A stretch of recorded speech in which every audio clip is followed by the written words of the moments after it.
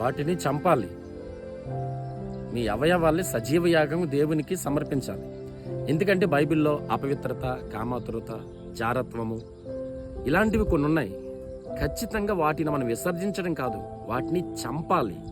అప్పుడే అది దేవునికి మహిమకరంగా మారుతుంది. మీకు తెలుసా, బలి తెచ్చినప్పుడు బలిపీఠం మీద ప్రతి తెచ్చిన బలి పశువును బలి అర్పణ చేయాలంటే దాన్ని ఏం చేయాలి?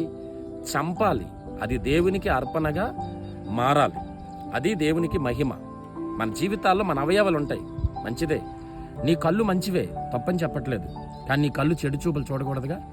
నీ నోరు మంచిదే, అలాగని చెడు మాటలు మాట్లాడకూడదుగా. నీ చెవులు మంచివే, నీ అవయవాలు ఉండడం నీ క్షేమకాలం. కానీ చెడు మాటలు వినకూడదుగా. నీ అవయవాలు, నీ కాళ్ళు మంచివే, కానీ చెడు నడతలో నడవకూడదు.